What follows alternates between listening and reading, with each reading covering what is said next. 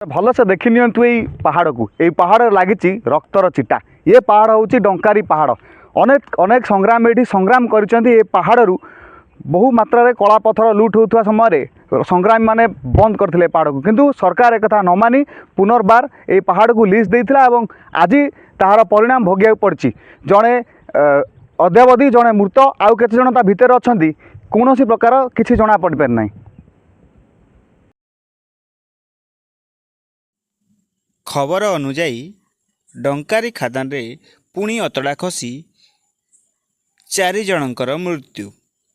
बारंबार अभियोग पर भी जाजपुर जिला धर्मशाला निर्वाचन मंडल रे व्यापक कलापथर खादान बेआईन ब्लास्टिंग करा जाउछि, जेउथिरे शासक दलर बहुत नेता मानकर प्रच्छद हाथ रहितिबा अभियोग होई आसुछि। मात्र याकू भ्रुक्षेप न करी बड़ बड़ पहाड़ को बेनियम भावे ब्लास्ट करी शह शह टंकार राजस्व चोरी करी बड़ लोक हेउछंती। एभली आज ब्लास्ट कराइथा बेले पहाड़ खसी 4 जनकर मृत्यु होइछि।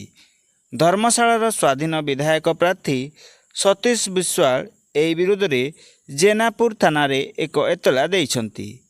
आगको निर्वाचन थिबारु एहाकु नेई राजनीति चर्चा बढ़िबारे लागिछि। देखा जाऊ प्रशासन ଏହା उपरे रोक लगेबाकू साहस जुटे पारुछि ना नहीं। कुमार महांती, आम आदमी पार्टी जाजपुर जिला सभापति। यह कह धर्मशाला माटी रे एक अधर्मर रक्त छिटा लगी। आज जोपरी भाव में कलाकारमा आम सरकार लोकलोचन को आसी। आज निरीह लोकंर जीवन जाइछि एवं धन जीवन नष्ट होती सरकार टिके हेले लक्ष्य नहीं एवं दिन को दिन ये सब जिन बढ़ी चलती।